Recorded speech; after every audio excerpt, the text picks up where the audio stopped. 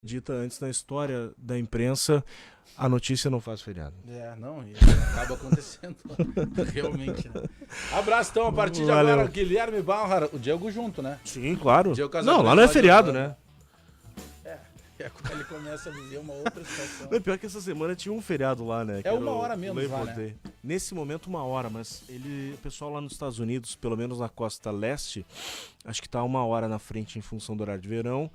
Quando ele terminar lá, vira 2, e quando a gente entrar no nosso horário de verão aqui, esse fuso, essa diferença agora que é de 1, vai para 3 horas. E hoje nós estamos vivendo um dia de Flórida, né? Tá um dia hoje é um dia de Flórida. Olha, o pessoal não tá uma temperatura daquelas ainda de verão, né? Mas tá agradável aí fora. Já dia tá bonito, fazendo a gente esquecer azul do inverno, né? Isso aí. Valeu, Guilherme Bauer, chegando agora juntamente com o Diego Casagrande para comandar o Rádio Livre. Um abraço em todos, tchau.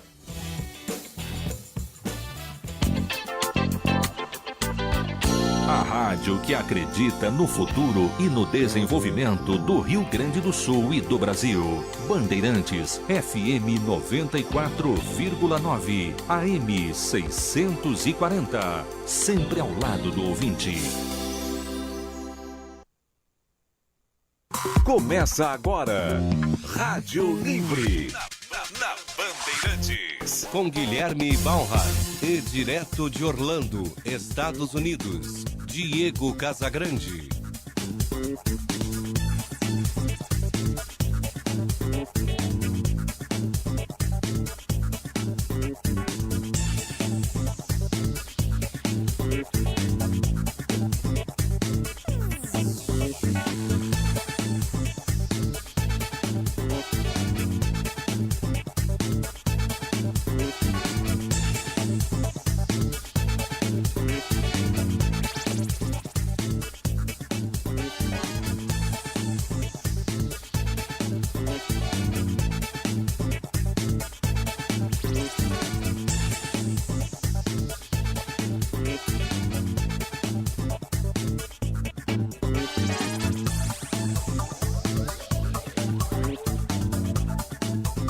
Olá, muito boa tarde, 2 horas, 2 minutos, 20 graus e 8 décimos é a temperatura. Estamos iniciando o Rádio Livre desta sexta-feira, dia 7 de setembro de 2018, um feriado nacional. Já tivemos o desfile cívico aqui em Porto Alegre, e o Rádio Livre para Zafari Bourbon. Economizar é comprar bem. Cremers, estado de alerta pela saúde. Missão Inovação Cindy Lojas Porto Alegre. Informe-se e inscreva-se no site. Banricap, vá a uma agência Banrisul e programe o seu sonho. Setsergs, Sindicato das Empresas de Transporte e Logística do Rio Grande do Sul. Juntos fazemos mais e também melhor. Land Engenharia e Gestão, planejando obras, entregando soluções. Badesul, há 20 anos, dando valor para o Rio Grande crescer. A nossa hora certa, 2 horas e 3 minutos, para Hotel Express Savoy, tradição totalmente renovada, na Borges 688, esquina Jerônimo Coelho, CRRS, Conselho Regional de Engenharia e Agronomia do Rio Grande do Sul. A temperatura em Porto Alegre, 20 graus, para Domênico, para quem quer presentear com estilo, no Iguatemi e no Moinhos Shopping e Sescom RS. Vem aí o sexto EGESCOM agora na Serra Gaúcha. Informações pelo egescom.com.br. Vamos a Flórida, vamos a Orlando. Diego Casagrande, boa tarde. Boa tarde, Guilherme. Boa tarde aos nossos convidados, aos nossos queridos ouvintes. Céu nublado aqui em Orlando, na Flórida, 29 graus. Não ganhamos a temperatura, mas tá nublado e agora tem sol aqui, tá? Mas diz que tá mais ameno aí, né? Tá mais ameno. Não, tá bom, tá agradável. Qual dos climas? Qual dos climas, né? Diego, o que começa o dia. Deixa eu apresentar a turma aqui. Ricardo Sonderman, empresário, a Roxane Ponzi, advogado, o Josué Balles, terapeuta cognitivo, o Fábio Barlen, médico cirurgião, aqui conosco nos estúdios. Qual dos climas, né? Perguntava o Sonderman. Tudo bem, Diego? E aí, tudo jóia? Tudo Saudades, bem, hein? Saudades bem, do amigo. Igualmente. O clima... Bom, primeiro, parabéns para a nossa independência, né? Ao menos da coroa portuguesa. Né? E a gente agora vai em busca de outras independências, né? De outras liberdades. A luta pela liberdade é a eterna vigilância, né? Então... Já dizia Thomas Jefferson. É isso aí. Exatamente. Eu não lembro, eu vi em rede social, então eu peço desculpas, não lembro quem é o autor da charge, mas era mais ou menos o seguinte, um brasileiro chegando ali, né, para Dom Pedro, e os seus cavaleiros imperiais dizendo o seguinte: escuta, será que não dá pra gente devolver pros índios com pedido de desculpas? Não. Mas enfim, nessa hora toda piada vale, e coisa séria também, né? A nossa liberdade é o que a gente persegue. Um sonho ainda distante, eu acho. Roxane, boa tarde, bem-vinda mais uma vez. Boa tarde a todos, um abraço pro Diego, lá direto da Flórida. E estamos aqui, né, num pleno feriado, que na verdade as pessoas acho que estão mais comemorando o fato de ser feriado do que necessariamente a independência do país. Esperamos aí fazer um bom programa hoje. Josué. Boa tarde Diego, boa tarde Guilherme, boa tarde ouvintes. É um prazer estar aqui. E o Fábio, doutor Fábio, boa tarde, bem-vindo. Boa tarde, Guilherme, boa tarde, Diego, boa tarde demais componentes da mesa e todos os ouvintes aí que estão nos prestigiando no dia de hoje. Olha, o assunto que ainda palpita, digamos assim, e domina os debates, seja em redes sociais, nos restaurantes, nas famílias, digamos assim, ainda é o episódio de ontem envolvendo um candidato à presidência da República, e aqui a gente pode analisar sob várias óticas, talvez eu, o Diego e a doutora Roxane aqui, o Ricardo também, a gente não tem a especialização da área médica, o que não significa que a gente vai poder, não possa emitir opinião a respeito do assunto, mas temos um cirurgião no estúdio e um terapeuta, né?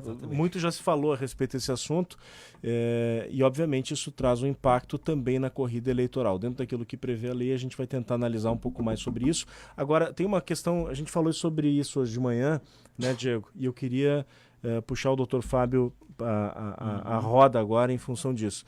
A gente vê uma série de bobagens sendo ditas, especialmente em redes sociais, é um terreno fértil para isso.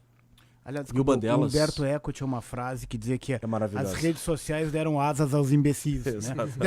Deram vozes aos imbecis. Aos imbecis, né? O fato é que tem muita gente que, diante das imagens, passou a questionar, por exemplo, o seguinte: mas a faca tá limpinha, não tem sangue. A camiseta dele não tinha sangue também. Que hemorragia é essa que o sangue não se vê? Agora, eu entrego, diante do que eu li e ouvi, também em relação a esse assunto, nós entregamos, né, Diego, a palavra para um especialista. Na realidade, ontem, nesse ferimento, então desferido no presidenciável Jair Bolsonaro, na realidade ele teve uma lesão tanto de alças intestinais, de delgado, quanto de cólon, né, e também uma lesão de um vaso, que lesionou a mesentérica superior dele. Na realidade é um vaso mais posterior. Então não necessariamente, tendo esse sangramento, que a faca sairia suja, até porque a faca entrou e saiu. Ela também saiu com atrito em relação à pele, o que desloca o que pudesse ter de sangue na lâmina e que a gente não enxergasse na televisão ou na foto. Com certeza, pegando essa faca de perto, tu veria que tem raias de sangue e tal, mas não que ela tem que sair encharcada. Mas pegou uma artéria que faz a irrigação tanto do intestino delgado como de uma parte do cólon, uma artéria calibrosa e que realmente tem alta pressão e uma quantidade considerável de hemorragia. Tanto que se diz que ele chegou chocado no hospital, né, com a pressão baixa, e teve que fazer transfusão, foi para laparotomia de emergência. Também se falou muito, ele foi para laparoscopia. Ele não foi para laparoscopia, ele foi para laparotomia. Laparoscopia é a parte quando tu entra com material de vídeo. Tu não faz isso num paciente que está instável, que está chocado, tu não quer perder tempo ali. Tu quer entrar com velocidade e parar de sangrar o que está sangrando. Então ele foi para laparotomia, estava com a cavidade contaminada com fezes e se fez o que está nos livros. Não se faz uma rafia primária. Ele fez uma colostomia, então essa colostomia fica um tempo, ele vai tratar qualquer infecção. Não tiver nenhum indício de infecção, essa colostomia está maturada, como se diz, posteriormente ele vai fechar. Fábio, Oi, Diego. Explica para os nossos ouvintes o que é a colostomia. A colostomia, na realidade, então ele fez essa lesão no cólon, né? Ele contaminou a cavidade por extravasar fezes na cavidade. Isso é uma contraindicação formal. Que era uma cirurgia num paciente instável, chocado. 2, que era um paciente com uma cavidade contaminada. Então, uma contraindicação de fazer a rafia primária, de já emendar, vamos dizer assim, o cólon que estava lesado. É uma proteção ao paciente, é uma prevenção de problemas futuros, faz a colostomia. O que se faz? Fica esse cólon na parede abdominal, saindo as fezes por ali, coletando numa bolsa, que não é infrequente. Tu vê às vezes, o paciente teve um câncer de intestino, ou tomou uma facada também, tu vê muito em hospital, tomou um tiro, faz a colostomia. Fica uma bolsa no abdômen, coletando as fezes que estão saindo ali pelo cólon.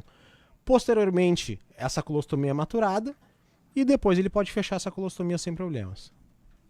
Certamente vai tirar ele das suas atividades por um tempo razoável, né? Não que a colostomia em si retire ele, né? O trauma todo que ele foi envolvido, sim. Ele é um paciente que ontem chegou chocado no hospital. Vai ficar alguns dias internado com certeza. Hoje, com certeza, ele está em jejum ainda.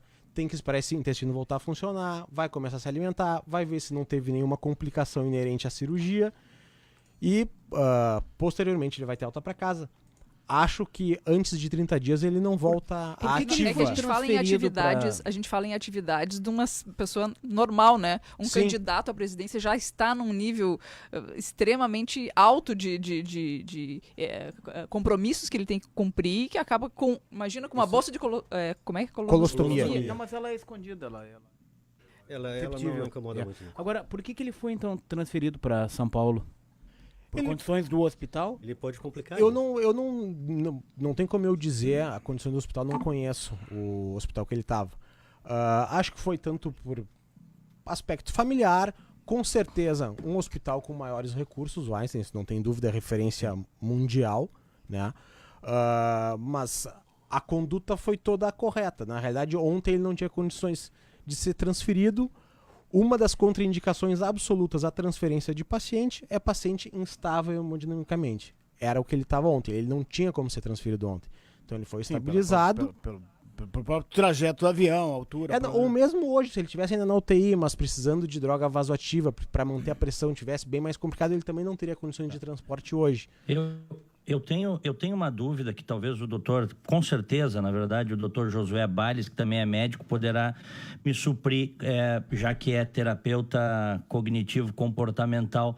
Como é que fica o astral de uma pessoa? Como é que fica o ânimo de uma pessoa, por mais forte que ela seja, doutor Josué, depois de uma violência como essa?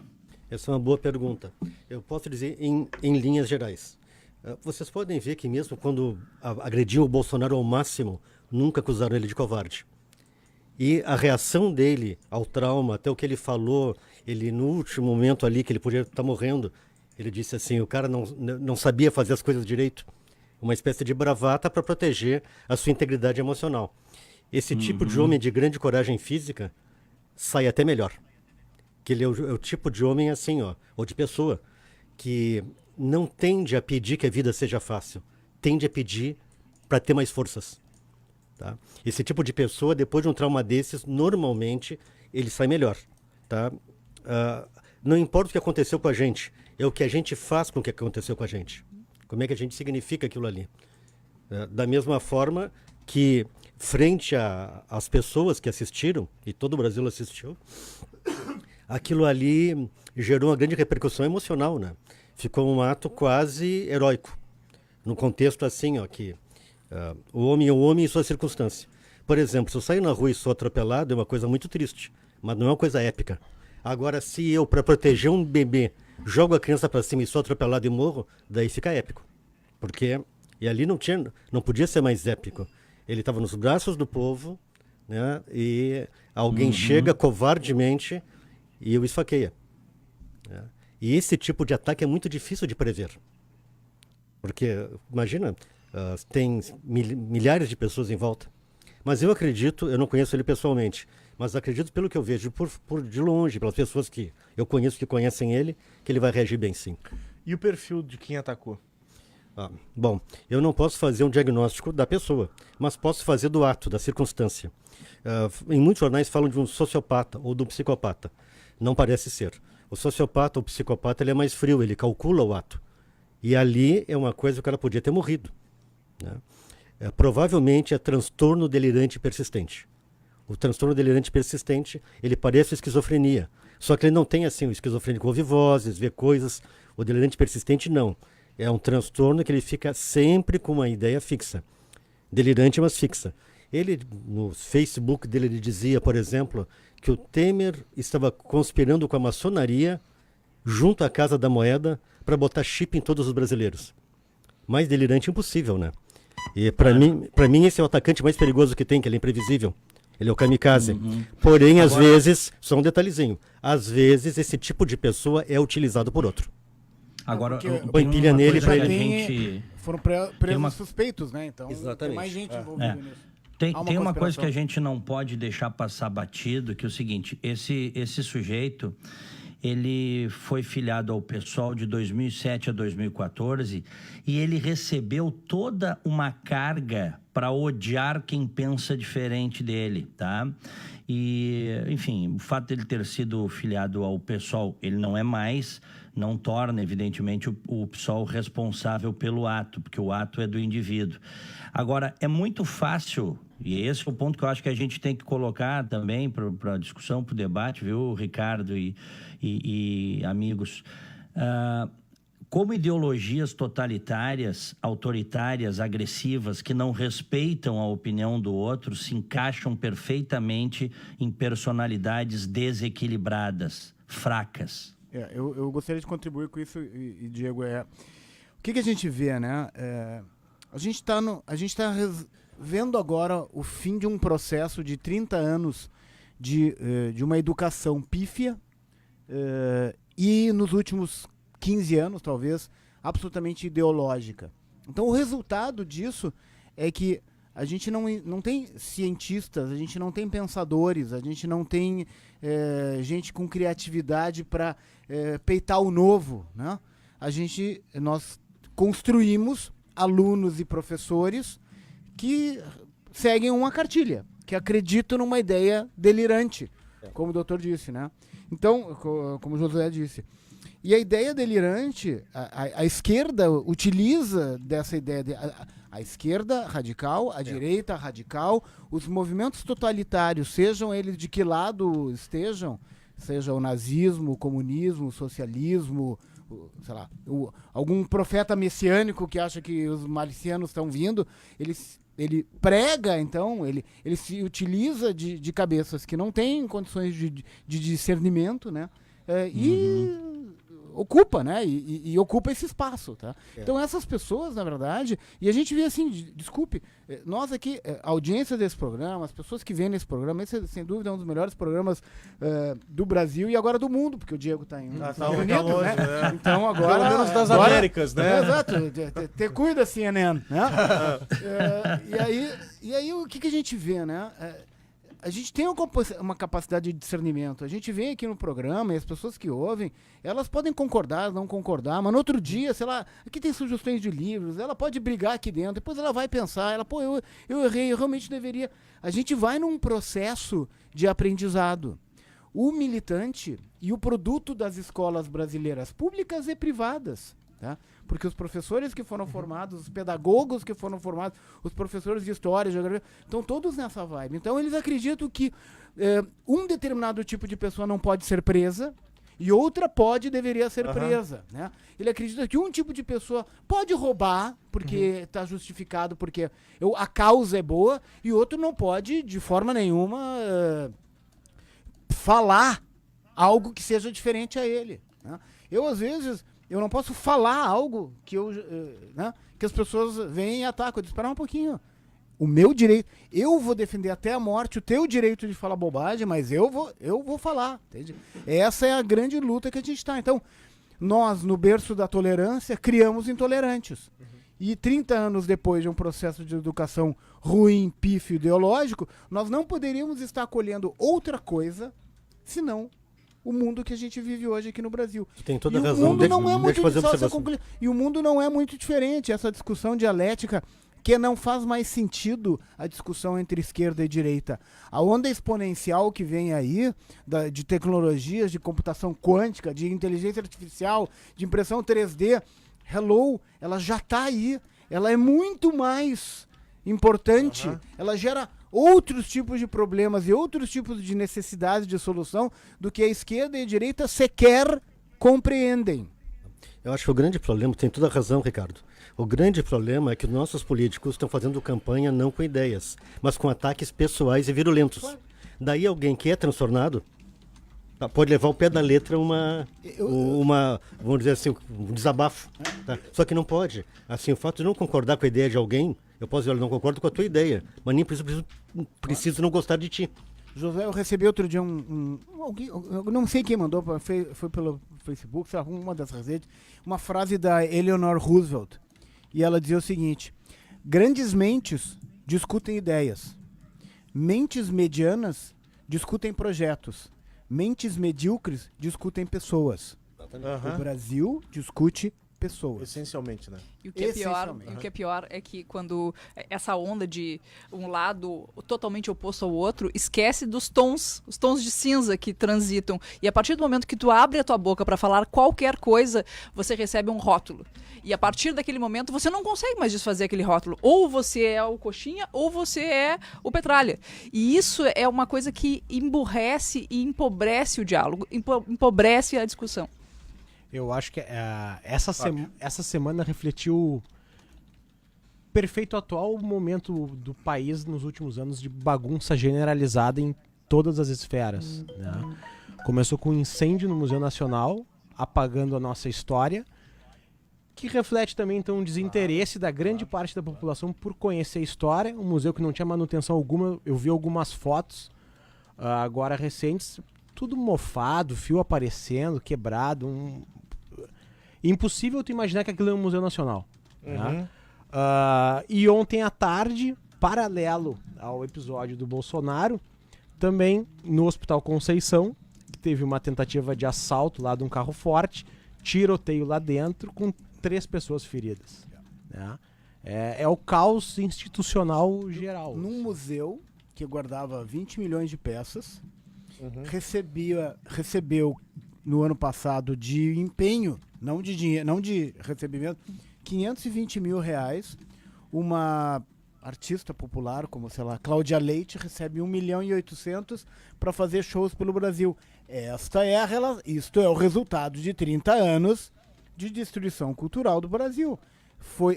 Mais museus pegaram fogos. Outros museus queimarão. Sim, Já queimaram. Aliás, tem determinados... Às vezes os museus no Brasil querem trazer coleções de fora. Tem muitas coleções de fora que não mandam mais coleções para o Brasil, porque o Museu de Arte Moderna no Rio já pegou fogo uma vez. O Museu da Língua Portuguesa pegou fogo. E é recente também. E a explicação de uma dessas entidades de fora é assim: nós não mandamos nossas obras para o Brasil, porque no Brasil os museus queimam. Não é de hoje.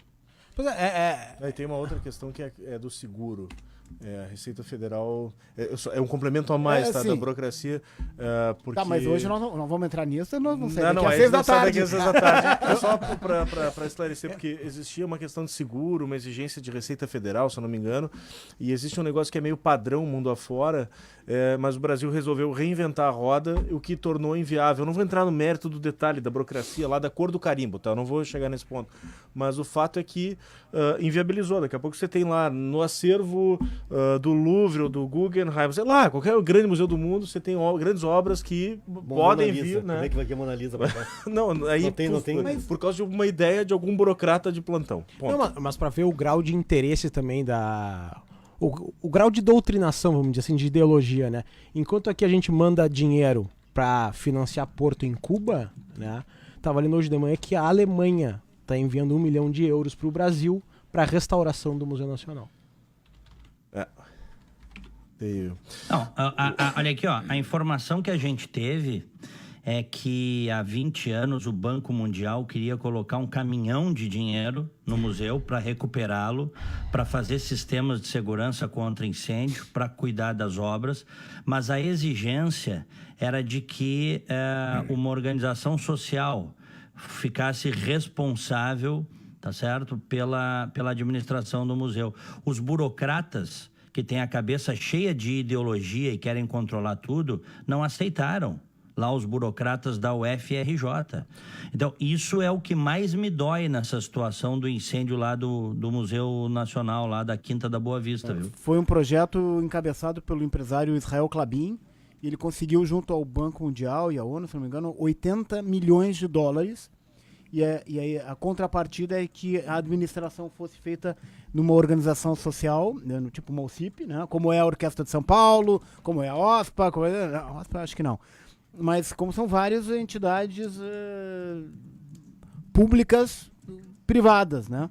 E a reitoria, que é toda eminentemente de esquerda, não aceitou porque era estaríamos, entre aspas, entregando o patrimônio nacional. Eu fico na dúvida se a linha de raciocínio é só estamos entregando ou como é que eu posso tirar uma parte também, né? De todo O esse dinheiro que descrédito vem. dessa classe toda política envolvida nisso. É aquela coisa. Por que vamos investir em cultura, em educação, né? Se o pensamento sempre é aquele, a gente não tem comida, a gente não tem moradia.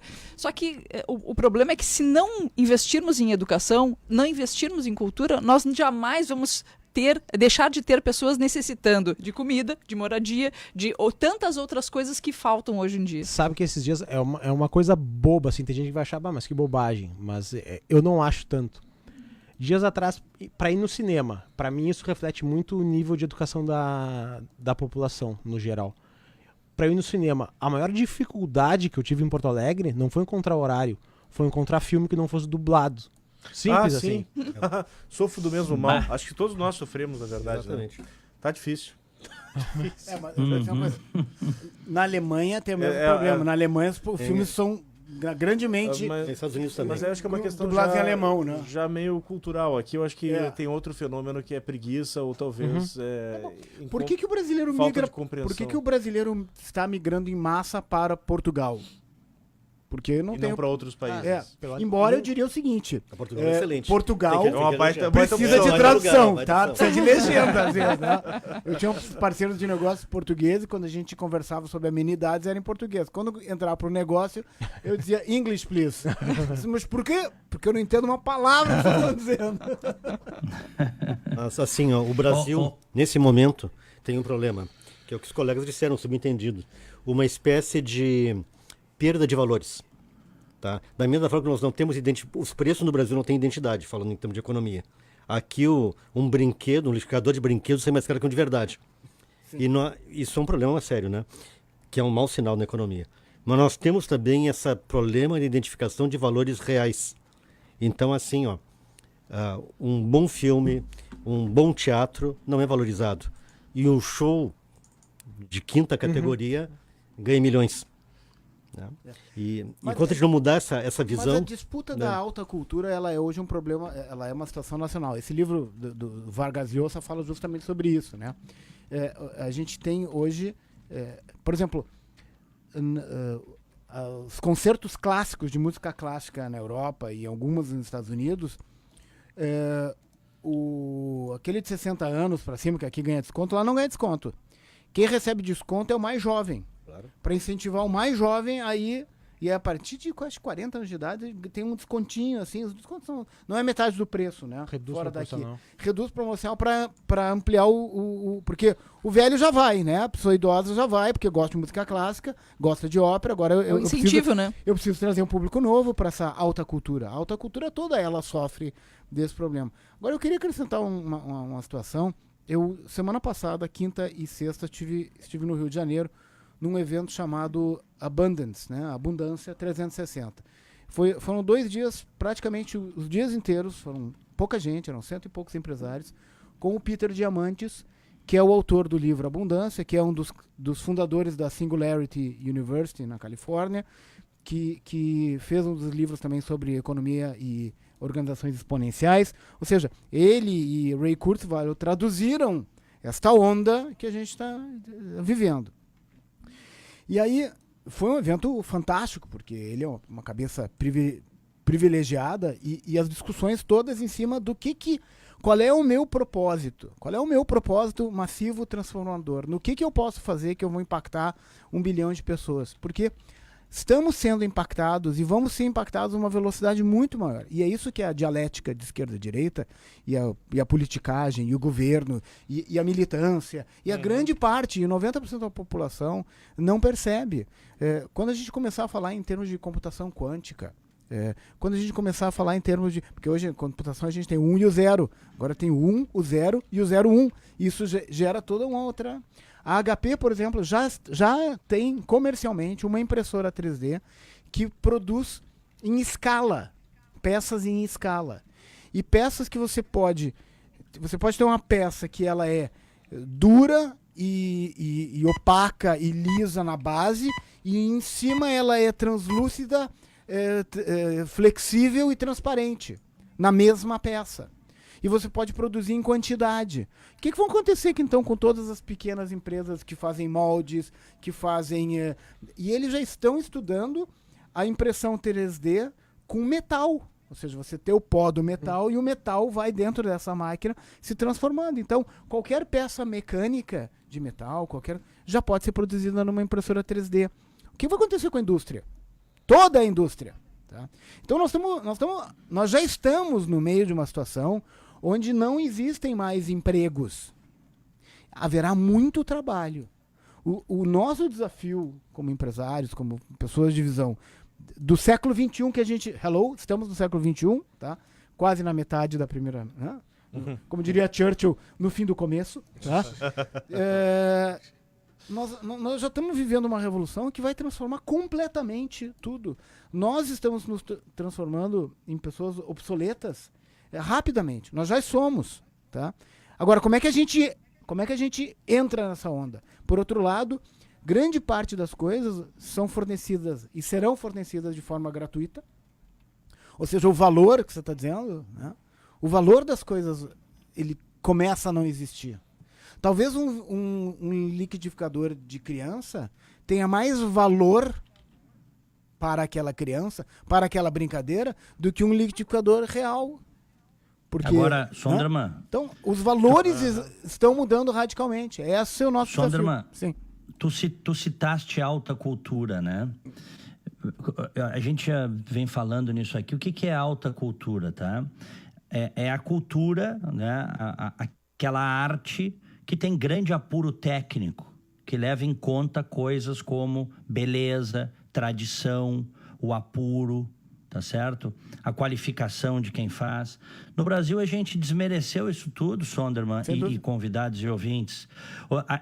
A ideologia vigente, e aí não é esquerda-direita, aí nós estamos falando realmente de certas ideologias que desmerecem aquilo que é mais complexo e, numa palavra que gostam muito, empoderam verdadeiros lixos. Pichação em muro virou arte. É ou não é?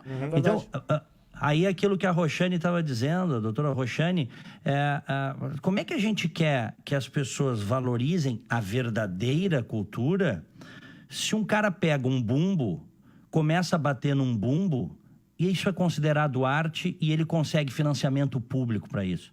Não que ele precise ser desmerecido, mas em tudo na vida tem uma escala.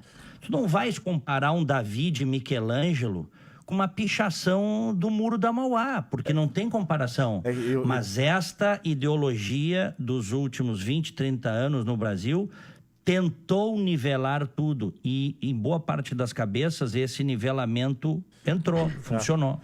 Eu só faço, não uma ressalva o que você disse, na verdade eu reforço, Diego, porque é o seguinte, alguém pode levantar a mão agora e falar assim, mas o Banksy, que acho que é britânico, se eu não me engano, Banksy, ele também picha muro, então, primeiro que aquilo ali não é pichação, para mim aquilo ali realmente é arte, tem uma mensagem na maior parte delas, você pode concordar ou não, mas você tem o que o Diego falou como apuro, né, ou técnica, existe ali, tá?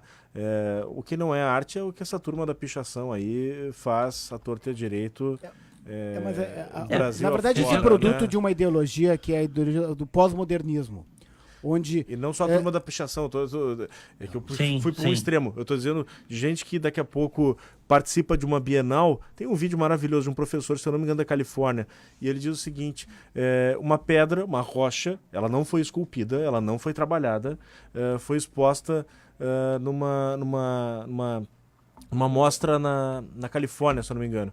E ela foi arrematada por milhões de dólares. É um troço, sabe, que ultrapassa o ridículo. Eu gostaria de ter tido a ideia antes de jogar lá Tem várias histórias. Arte impressionista, colocada aqui abaixo, e o pessoal não notou. Isso é o resultado... Na verdade é o seguinte, isso é o resultado de algo mais moderno, que é assim, a ideologia do pós-modernismo, né? Então ele trata de estabelecer que a sociedade, ao que nós pertencemos, sociedade judaico-cristã, é a culpada dos males do colonialismo, da escravidão, da servidão, do não desenvolvimento de outros povos e assim por diante. Então, isso começa lá, e isso muito forte a partir de 68, né? Isso começa a aparecer, e aí você tem Foucault, Sartre, Escola de Frankfurt, toda essa turma trabalhando nesse sentido, né? E vai minando, tanto que você vê que a França foi recebendo hoje volumes e volumes de imigrantes, e a França é tudo hoje menos francesa. Uhum. Mas eu queria fazer uma A ressalva. Bélgica, grande parte da população será muçulmana. Tá. Eu queria fazer uma ressalva. Isso que você está dizendo é verdade, mas isso é uma coisa assim, tem que ser mudada na base. O que aconteceu? Hoje as pessoas, as crianças, são educadas para serem consumidoras. Então não vou para a escola para aprender. Alguém tem que me ensinar. Né? E se eu não aprendi sem fazer força, a culpa é do sistema. Isso criou uma espécie de filosofia de vida onde todo mundo pode chegar a ser tudo, ou querer tudo, ou ter tudo, sem se esforçar proporcionalmente. Esquecendo daquela frase de Fernando Pessoa: os deuses não dão, vendem. Para tu conseguir, as coisas tem que sacrificar antes. Tá? E isso aí, fora outras ideologias, que não são ideologias políticas propriamente dito, mas, por exemplo, na área do empreendedorismo, dá a impressão que qualquer um pode ser empreendedor, qualquer um pode botar um negócio e ficar milionário. E se tu não ficar milionário é porque tu não conseguiu. Tá? Isso aí gera uma espécie de angústia nas pessoas. Tá? Não há uma preparação das pessoas para enfrentar a realidade do mercado de trabalho. Simplesmente isso. Alia-se a isso o imponderável da criminalidade. Atacou o Bolsonaro, mas quantas pessoas foram agredidas ontem também? Esfaqueadas ontem. Tá? Deixa todo mundo numa espécie de estado de neurose permanente. Um dia desse, até vou passar a bola para a nossa advogada de trânsito, eu vi uma coisa fantástica. Eu parei do lado de um senhor de certa idade, e aí eu, por acaso, estou do lado dele, não tinha ninguém na frente, ninguém em volta, nada. Tá? Abriu a sinal dele e buzinou. Buzinou para ele mesmo. E daí arrancou. Imagina o condicionamento que esse cara tem de buzinar. Eu cheguei atrás, realmente. Tudo que esse ali parava, ele buzinava para todo mundo. Quando não tinha ninguém, ele podia buzinar também. Ele tava dando oi pra alguém, né? Ele deve ser daquele 1% de esquizofrênicos. Exatamente. Tá dando oi pra alguém. Ele tava com ele sentado do lado dele. Mas o Ricardo trouxe um assunto muito interessante aqui sobre essa questão do avanço tecnológico e agora pensando também em relação à advocacia. Né? Nós estamos hoje vivendo uma questão da inteligência artificial que, sem dúvida, vai se tirar muito. O mercado de advogados hoje, a quantidade de advogados que vão para o mercado de trabalho, há vários tons de cinza. Há aqueles que despontam e há aquela outra massa ainda que realiza serviços burocráticos, serviços que a gente diz assim, talvez de pouca complexidade, né? Ou porque talvez não consigam, né, fazer, ou porque não houve a oportunidade. Mas a verdade é que a minha visão assim, de mercado é que me parece que as coisas elas vão indo para um lugar. Isso que tu disseste aqui sobre as pessoas não estão preparadas para o mercado de trabalho. Talvez elas vão se preparar meio que na marra. Não isso preparadas emocionalmente. Olha aqui, tu vai ter que investir, depois tu recolhe. Todo mundo quer colher. Dizer que as pessoas querem, o sonho de todo ser humano é colher o que nunca plantou. Aqui já vai mais longe, o cara quer que outros colham o que ele nunca plantou e deem para ele. A verdade é que nós estamos cada vez mais incentivando que o empreendedorismo na marra. Ou seja, a partir do momento que nós estamos eliminando esses postos de trabalho burro, né, que eu digo que é para fazer serviços repetitivos e de pouca complexidade, nós estamos incentivando que as pessoas comecem a empreender, nem que seja para fazer a quentinha, nem que seja para criar lá o seu serviço de prestação de serviço de capina, disso, daquilo. Nós estamos empurrando as pessoas a ter um comportamento diferente em relação ao mercado de trabalho. E a reforma trabalhista, ela está, de uma certa forma, também incentivando isso. Uhum. Fábio, quer entrar no... O problema da... Fábio, frente à cultura que se criou... do futuro da cirurgia robótica depois. Frente à cultura que se criou, isso que a Roxane falou, das pessoas irem atrás, de empreenderem. O problema é a cultura que se criou de depender do Estado, de ganhar tudo de mão beijada, né? Esse é o ponto. E eu não querer passar trabalho, não me arriscar, e ganho todo dia 5 tá na minha conta. Não, desculpe, passou uma lei agora, desculpe, doutora advogada, mas a OAB do Rio Grande do Sul comemorando que passou uma lei que os advogados não precisam mais pagar custas quando eles processam os clientes que não os pagaram. Não. Não é isso? Não, não. Não? As custas é em processos contra o Estado, em que você não precisa mais pagar essas custas, porque assim, o Eu entendi que é advogado... o seguinte, eu não paguei meu advogado e o meu advogado tem que me processar para receber. E eu paguei meu advogado, tá? Só pra dizer, hipoteticamente, tá? Então, é só para deixar bem claro, tá?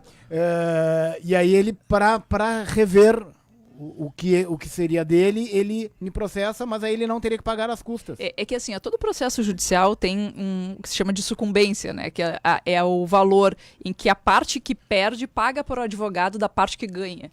Né? Então, além dos honorários contratuais, e depois não joguem pedra aqui nos advogados, tá? Que vai dizer que eles ganham demais. Mas assim, além dos honorários contratuais que você estabelece com o cliente, quando você vai para a via judicial, a parte que, por exemplo, se aquele advogado for vitorioso, a outra parte que perdeu vai pagar essa sucumbência. E é para a execução dessa sucumbência, que ocorre inegavelmente em todos os processos, vai haver uma isenção de custos, mas a maioria dessas isenções são para ações contra o Estado. Se não me engano, viu? Mas Deixa porque só pegar um gancho aí, os Sonderman. engenheiros também poderiam ter esse direito, Não, os é médicos, claro. os psiquiatras. Sempre tem uma classe que se sobrepõe a outra no Brasil.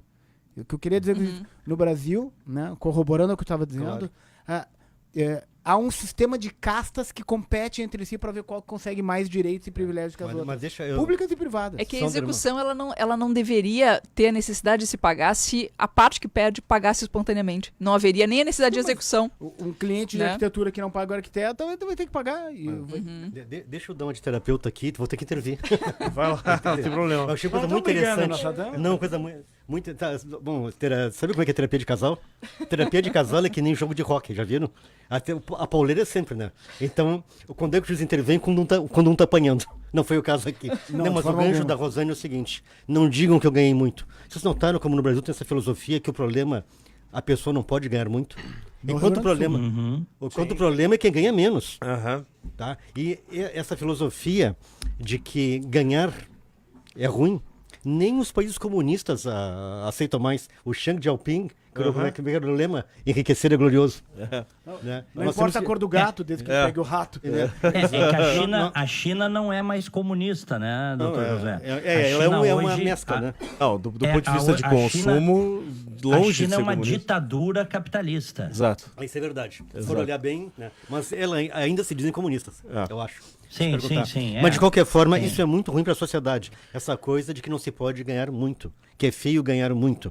E Ah, principalmente... mas isso é uma mesquinhez brasileira ou tem origem, por exemplo, num pensamento católico? Eu digamos acho que assim? sim. Porque por um... Eu tô citando aqui velha Não, que é história, né? verdade. Como é que é mais fácil um elefante passar por camelo, um camelo. É que eu tô inflacionando o buraco bicho. Assim fica difícil, né? Camelo, se for pequenininho... Tô sendo hiperbólico aqui. Do que no buraco da agulha, do que um rico entrar no Rei dos Céus. Mas enfim, é uma mesquinhez nossa ou é algo que tem uma explicação racional para isso? Assim, ó. Diferentes religiões, diferentes virtudes. Por exemplo, a religião hebraica já não pensa assim. Dentro da religião cristã, os protestantes não pensam assim. Para um protestante, se tu trabalha, tu é bom, tu estuda, tu te esforça, não bebe, não fuma, tu vai ficar rico. É o natural, é o caminho natural da coisa. Pro católico, que é esse problema? O católico, ele tem uma ambivalência em relação ao dinheiro. Então, para o católico é mais difícil lidar com essas coisas. Tanto que um protestante, normalmente, não tem vergonha de dizer quanto ganha, nem perguntar quanto tu ganha. Já o católico, isso é quase uma coisa vergonhosa dizer.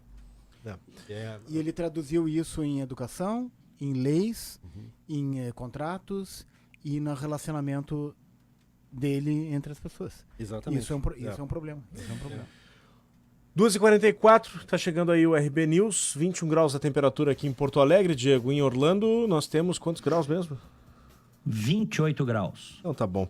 Já voltamos, vem RB News, Rádio Livre para Zafra e Bourbon, Cremers, Cindy Lojas Porto Alegre, Banricap, Banrisul, Setsergs, Lamb Engenharia e Gestão e também para Badesul. Rádio Livre. É Rádio Bandeirantes.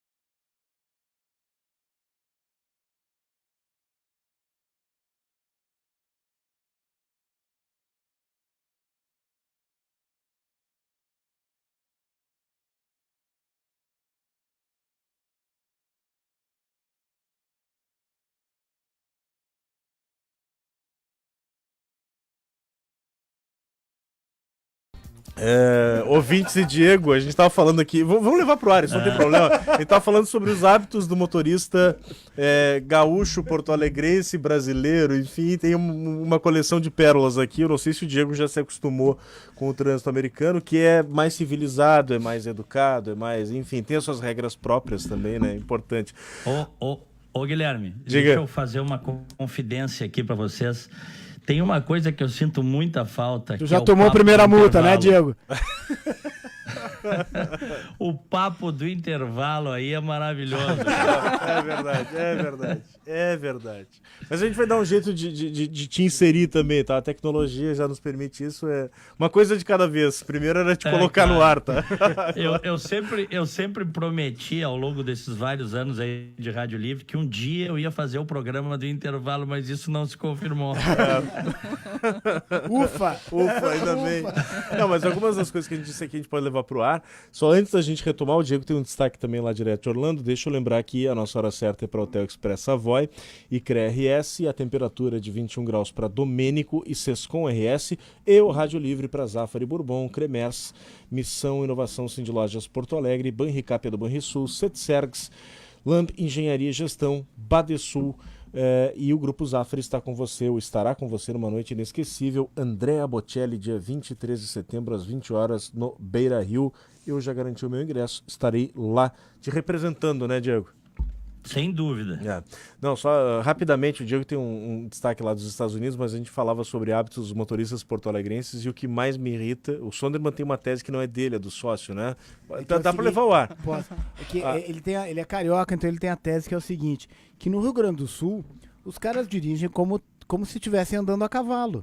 E quando tu vai andando a cavalo, tu vai bundeando o cavalo do lado, né? Tu vai dando a cara rabiada e jogando ele pro lado. Então, faixa de rolamento é só um desenho ali, é só uma pinturinha, né? Porque tu vai bundeando o outro, né? Rabiando, jogando o outro, e o outro que se vire. E ultrapassar alguém no Rio Grande do Sul é uma ofensa moral para todas as gerações anteriores e posteriores do ultrapassado. Se tu ultrapassar alguém, te prepara. E normalmente terás que ultrapassar pela esquerda. Pela direita, quer dizer? Pela direita, exatamente. Pela esquerda nunca. Pela direita. Essa tese eu acho sensacional, e isso explica muitas vezes o que você tem, por exemplo, Porto Alegre tem o estranho hábito de... A nossa faixa expressa é da direita, né? Porque tem sempre... Pega a Avenida Ipiranga, ainda tem lá a questão das pontes, das conversões, eu deixo de lado. Mas pega uma Bento Gonçalves, que não tem ponte, pega uma João Pessoa, que não tem ponte, pega qualquer avenida da cidade onde você... Pega o Freeway, que não tem ponte. Você que está na Freeway agora, ultrapassando pela direita, deve estar rindo.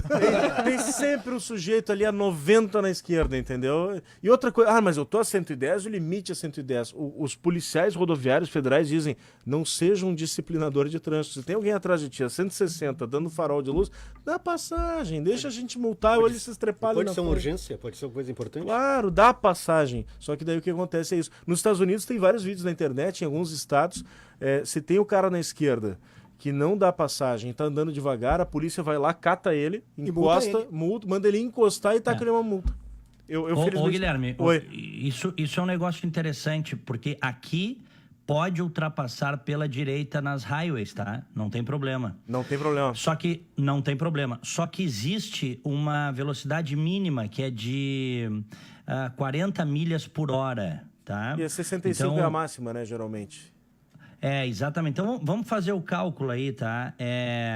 40, vamos fazer o cálculo aqui, ó. 40 milhas por hora. 65 km por hora. Isso é o mínimo que você pode andar numa highway. Se você estiver abaixo disso, você está colocando em risco, todos que estiverem nessa highway. Eu sei porque eu tive que estudar o livro para fazer a carteira aqui, tá? Quanto custou, Diego? Eu não gastei mais do que... Eu acho que entre tudo foi $60. E quanto tempo levou? Não, foi muito rápido. Eu fiz em 2 dias. Eu fiz o teste no computador ali, que eram 50 questões, e você tem que acertar 40 questões, tá? Tem que tirar 8, Tirar 8, né, portanto. E se você passa nessa, você faz o exame de direção no dia seguinte, na parte de trás de uma loja de um shopping center aberto. Então é muito tranquilo. E estacionamento, a baliza era baliza ou era oblíquo?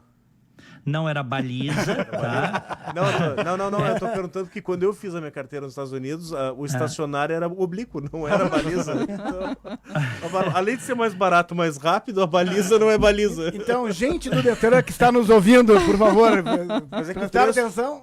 Mas é muito importante, porque o trânsito nos Estados Unidos mata demais. São, acho que 1,5 milhão de mortes por ano, porque as pessoas com essa formação, né, com esse grau de exigência lá, é um troço terrível. Assim como abastecer lá nos Estados Unidos. Explode posto todos os dias, porque as pessoas abastecem os carros, né?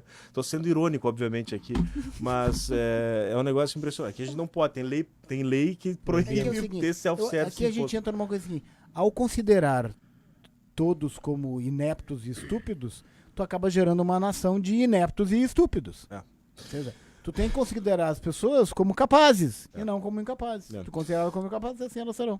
Só para fechar a questão... Sabe que a minha filha, que está na high school aqui, né? Ela sempre me fala, ela já está fazendo 17 anos e daqui a pouco já está tirando a carteira. Mas aqui a gurizadinha com 15 anos já tira... Viu, doutora Roxane, que a sua área aí, a legislação de trânsito, com 15 anos dá para tirar uma carteira aqui nos Estados Unidos e dirige com um adulto. Pode dirigir tantas horas por dia com um adulto. E aí com 16 já tira a carteira para dirigir sozinho. Então com 16 anos a gurizada já está dirigindo aqui. É quase um sistema semiaberto, né? Vai reintegrando a pessoa à sociedade. Não, mas também se ele tiver uma multa, ele vai responder, óbvio. Vai, não. Dependendo aqui da circunstância, eu te dou, mas eu te tiro. Tem que dar explicação pro juiz, dependendo do que fizer. Não, e o pai é o responsável, isso é um detalhe, tá? Porque menor de 18 anos, o pai continua responsável. Então, assim, eu costumo dizer o seguinte, esse aqui é um país muito livre. Imagina, gurizada dirigir com 16 anos, a minha filha tá vendo os colegas chegarem de carro pro colégio, né, no colégio. O país te dá corda. O que você pode fazer com essa corda? Você pode escalar, por exemplo, patamares mais elevados. Mas você pode se enforcar também se você não souber usar a liberdade. Claro. Só para fechar do assunto trânsito, porque eu preciso desabafar no ar, desculpa, doutor Josué, mas em Porto Alegre o sujeito dirige um carro compacto, com 3 metros de comprimento, e ele resolve entrar à direita, ele vem numa avenida e vai entrar à direita. Ele dá sinal, o que já é um milagre na Terra, ou seja, aquele carro já passa a ser um carro iluminado, porque o motorista lembrou de dar seta. Mas aí ele tem 3 metros de comprimento. Mas a sensação de quem dirige é que é uma Scania bitrem. E aí ele pega e vai lá para a esquerda, né? Lá para a esquerda. Uma tomada de curva. Para fazer a tomada de curva. E aí ele finalmente faz a conversão à direita. Não interessa. Pode ser um carro popular e pode ser um Galaxy. Todo motorista em Porto Alegre faz tangência de curva. É um negócio impressionante. Olha, isso cansa. Tudo bem, vamos nessa. Diego, teve gente que saiu da toca aí? Barack Obama, ex-presidente dos Estados Unidos, que manteve ao longo de quase 2 anos um silêncio obsequioso em relação a Donald Trump, ao presidente Donald Trump, que desbancou a sua candidata, que na época era Hillary Clinton. O Obama hoje quebrou o silêncio. Ele esteve na Universidade de Illinois para receber uma premiação e fez um discurso forte contra Trump e os republicanos. E isso tem uma explicação. Agora em novembro, dia 6 de novembro, tem as midterm elections, que são as eleições de meio de mandato do presidente e que renovam boa parte do Congresso americano. E o Obama, então, está entrando na campanha, porque o Trump já está na campanha. Então, agora, nesses últimos meses, aí, antes da eleição, começam os comícios nos estados, figuras proeminentes apoiam seus candidatos, e o Obama, então, está entrando em campanha. E fez um discurso na linha, tá? Que pessoas com poder e privilégios querem manter o povo bravo, né, para que eles possam manter o seu poder e privilégio. É nessa linha o discurso do Barack Obama.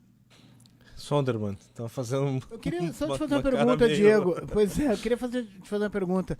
Os outros ex-presidentes, depois de passarem para reserva, por assim dizer, eles atuavam eles seguiram atuando na política? Eu não me lembro de George Bush pai, George Bush filho, Ronald Reagan, Bill Clinton. Eu não me lembro de eles voltarem.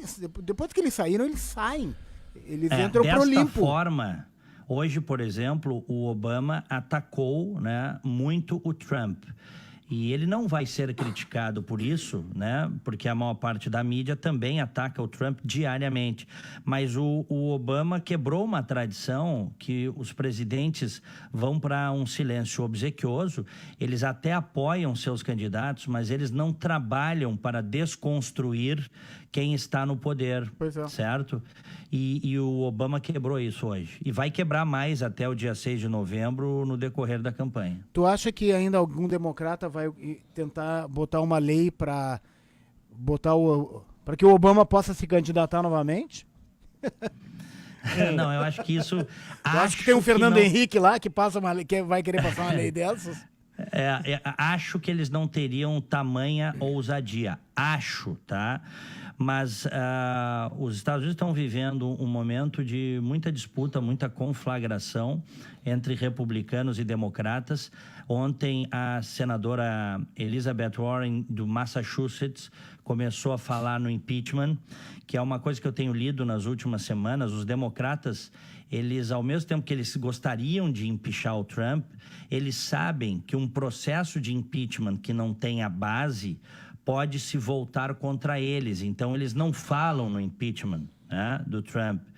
E a senadora Elizabeth Warren, ela começou a falar que a 25ª emenda tem que ser utilizada, que é a emenda né, da sucessão, né, e até do impeachment.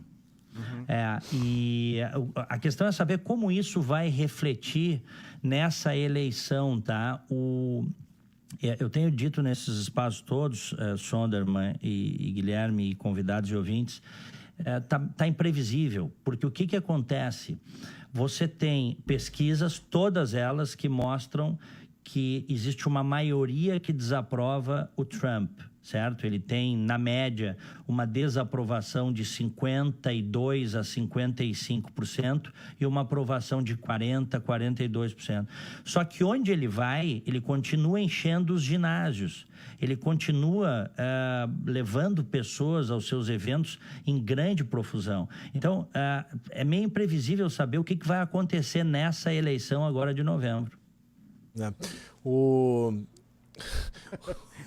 E a economia bombando, né? Não, eu achei que eu tava ganhando Isso. presente aqui no estúdio, mas não, só tava me deixando com vontade de ter uma caneta aqui, o Sonderman. Tu te hospedou lá, não? Eu hospedei em Vancouver nesse hotel. No hotel dele. No hotel do homem. É que era promoção, tá? Era uma boa promoção. É caro, né? É uma promoção. Esse é o mercado o Trump, né? Onde ele logrou êxito. Aliás, ele fracassou e se reconstruiu, né? Digamos assim, porque ele quebrou, acho que mais de uma vez, inclusive, não foi? Ele quebrou e hoje já tem várias biografias dele que mostram que ele é um empresário do ramo da construção voraz, ele é um sujeito realmente muito agressivo nos negócios. Agora, eu quero dizer uma coisa assim, para vocês, que esse é o sonho dourado da gente, eu tenho certeza que da maioria dos que nos ouvem aqui, é o seguinte, o Trump fez uma coisa que daqui a pouco ele até já pode ir embora, tá? Lógico que isso que eu estou dizendo é uma força de expressão. Ele reduziu os impostos, gente. Isso é uma coisa que a gente luta a vida inteira, porque a gente sabe que mais dinheiro no bolso das pessoas e das empresas gera mais o motor da economia. E ele fez isso. Ele disse que ia fazer e fez isso. Um trabalhador nos Estados Unidos que ganhe $2.000, que é o salário, 1.800, $2.000 por mês, né, Diego? Se ele botar mais $200 ou $300 no bolso por mês, que ele deixa de passar para o Estado, isso aí é a prestação de um carro novo, Sim. isso aí é uma casa nova. De um bom carro. Exato. Isso é uma prestação, uma casa melhor que ele pode se mudar, ele melhorar o plano de saúde, a mudança é significativa. E eu acho, de novo, que nem na eleição do próprio Trump, os termômetros de pesquisas, eu cada vez acredito menos em pesquisa. Né? Cada vez menos. Eu leio a pesquisa, ela é motivo de piada, porque os institutos estão errando até boca de urna. Né? Isso é fato. E eles são tendenciosos. E não é porque o instituto é uma entidade do mal. Não, o entrevistador que está ali, ele tem uma agenda. O entrevistador é quem vai e te entrevista. Ele tem uma agenda e ele vai... Então, tem que ter muito... Eu não sei, eu não acredito nelas. Eu acho, pode acontecer de novo, que o americano médio, esse que ninguém conversa com ele, que os liberals americanos que estão nas costas, né, leste e oeste, jamais olham pro redneck ou pro cara que tá lá nos Midlands, né? E o toma como um chinelão. Bom, o Trump deu voz a essa turma toda, a essa massa de gente. Só para relembrar, eu falei esses dias aqui, o relato é do Augusto Nunes, que é jornalista, tá na Veja e numa rádio em São Paulo, que não é a Band, e ele conta uma história de que nos inícios dos anos 80, a primeira eleição para o governo do estado, lá ali no final do regime militar, né? E o Instituto Gallup foi contratado, se eu não me engano, pelo Jornal do Brasil. Acho que era o Jornal do Brasil, onde o Augusto Nunes era diretor de redação, redator-chefe, alguma coisa assim. E aí eu vou resumir bem a história aqui. Lá pelas tantas, ele começou a receber alertas de pessoas e amigos de Santa Catarina dizendo, olha, tem alguma coisa errada porque as eleições aqui sempre são muito apertadas. E, no entanto, tanto para o governo do estado quanto para a disputa ao Senado, a diferença entre o vencedor e o segundo lugar era muito grande, 20 pontos percentuais. É um negócio absurdo. E aí avisava o Instituto Gallup, lá o diretor do Instituto, dizia, tem alguma coisa errada. Eles verificavam, refaziam as planilhas e tal, e nada se encontrava. Até que veio a eleição, veio o resultado, aquilo que era apontado como uma diferença gigantesca de 20%, foram questões de, sei lá, centenas de votos, mas uma diferença mínima. E aí, naquele momento, depois da apuração, se descobriu que 2 pesquisadores que atuavam em Joinville, ou seja, uma cidade, mas a cidade mais populosa de Santa Catarina, tinham sido cooptados por um dos partidos e alteravam o resultado das suas planilhas, das planilhas deles. E isso interferia no negócio. Ou seja, eu não estou aqui colocando em xeque a idoneidade de todos os institutos, a gente sabe que tem instituto e tem instituto. Agora, check-ins internos. Mas você um momento que você passa a ter gente dentro do processo, você está passível de enfrentar uma situação como essa. Esse é só um exemplo. Eu acho que ele às vezes... Mas existe isso. Sim, eu acho que eles mais ou menos às vezes funcionam. Vocês se lembram das diretas já? Tinha 1 milhão de pessoas na Cinelândia e de repente a Globo então teve que mostrar. Já tinha tido 200 mil pessoas aqui, ali. A Band já tinha mostrado. Já tinha mostrado muito antes, desde o princípio. E aí, daqui a pouco, a Globo teve que mostrar, porque não tinha como. Eu sinto, às vezes, que os institutos de pesquisa, tá? Agora a gente não pode mais falar em candidatos, né? Mas tem gente começando a aparecer que agora a gente vai ter que botar esse cara, né? Porque ele tá aparecendo. Antes ele era traço, agora é agora ele já tem, agora nós vamos ter que mostrar ele. Eles vão com o fluxo, óbvio, eles têm as suas agendas também, né? Eu acho muito complicado, eu acredito muito pouco em instituto. O Roberto Marinho acaba de psicografar uma mensagem para ti, dizendo que ele sempre foi a favor das diretas já, tá? Tá bom, então tá. Mas, desculpe, tu manda para ele uma mensagem dizendo que eu peço desculpas?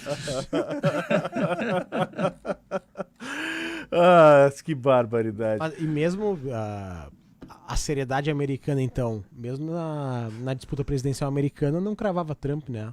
Não. Até prova em contrário, os institutos lá a gente confia. Mas não foi algo hilário. Todos erraram. Não foi a Time que rodou uma edição. O rodou significa imprimiu uma edição toda com a capa da Hillary como presidente. Acho que foi, né? E aqui em Porto Alegre deve ter algum exemplar no eBay para comprar. Deve ter. Aqui em Porto Alegre teve um colunista que escreveu uma coluna dizendo assim, por que Trump perdeu a eleição? Eu me lembro disso. Para síndico do prédio dele, ele estava ocupado para ser presidente, ele deixou de ser síndico. Deixou de ser síndico, né? Pessoal, deixa eu só trazer a baila aqui, mais um assunto. Agência Nacional, é daquelas coisas, né? A gente tem um problema, tem gente que adora enxergar na solução do problema o governo vem e mete a mão e erra, torna aquilo que já era ruim fica ainda pior. Eu estou falando da tabela do frete. A NTT informou que vai começar a fiscalizar a aplicação da tabela de preços mínimos do frete. Imagina o que é a loucura desse negócio. Ou seja, um troço era desregulado, né? Ou seja, você tem ali oferta, procura, livre mercado, você faz o preço, né? E aí contrata o serviço. Aí o governo estabelece uma tabela. A partir do momento que você tem uma tabela, você passa a ter que ter fiscalização. O fato é que a NTT, quando constatar que os pisos mínimos não foram observados, os contratantes, subcontratantes e também transportadores serão notificados. Isso aqui é uma solapada na nossa cara que eu vou te contar. Era para começar uma greve amanhã, né? Dia 9 se falava, né? Na verdade, eu acho que a gente está lidando com um movimento terrorista, porque ele simula e ele propaga o terror na sociedade. Mas vocês não acham que uma notícia dessas ela é muito mais para acalmar os ânimos do que qualquer outra coisa? Porque isso aí é que nem multa para pedestre. Ela existe, mas ninguém nunca viu. Como que vai se operacionalizar isso? Mas é por isso que eu estou me perguntando. Não. Você vai parar o caminhão na estrada? Não, e vai multar o cara que recebeu menos também? Oi? Não, né? O cara já recebeu menos, ele tá dizendo que vai multar o contratante e o transportador. Oi? Não, né? E o caminhoneiro vai dizer o seguinte: amigo, eu tenho que alimentar 4 bocas lá em casa, tenho esposa, 3 filhos e tal, e você vai me tacar uma multa ainda para poder fazer esse frete. Eu tive que fazer um preço diferente, fugir desse negócio de tabela e ainda vou tomar um canetaço aqui. Ou seja, é surreal, né? Os órgãos, tanto o DENIT, a NTT, não conseguem nem fiscalizar o excesso de peso, que é uma coisa gravíssima, que destrói as nossas estradas. Vão conseguir fazer segurança, isso? Né? Uma carreta com 10 toneladas a mais. Eu estou chutando aqui o número. Ela Sempre vai levar mais tempo para frear, né? Ela é projetada para levar 40. Se tiver 45, já esculhambou. Mas isso aqui é mais um exemplo daqueles em que a gente, quando acha que tem um problema e o mercado, e o Estado pode resolver, chama e fica pior do que antes, né? Mas esse é o problema do Estado, ele se arvora a fazer coisas que... Eu brinco, quando eu dava aula eu tinha uma brincadeira que era o seguinte, o Diego já conhece, né, sabe bem, é a minha aula sobre governo, né? É uma aula que dura assim 30 segundos, né? Eu entro em aula e digo... Excelente. Eu digo, gente, por favor, aqui ó, eu quero R$10 de cada um.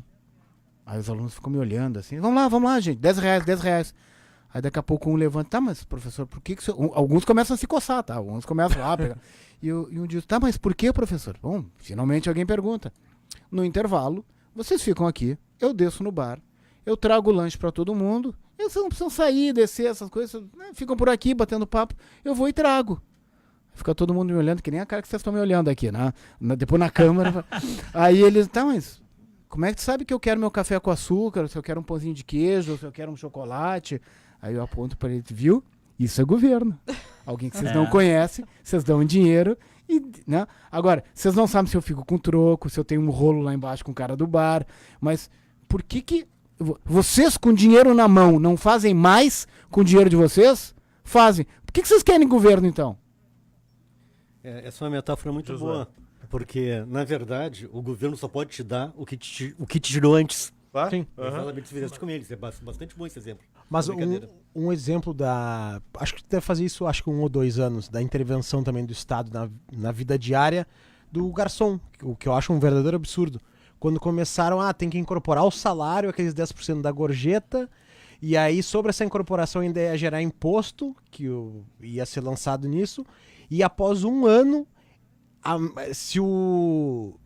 se durante um mês tu não recebesse de gorjeta aquilo que tu recebia no ano anterior, na média, o patrão ainda ia ter que complementar porque tu não poderia baixar daquele valor.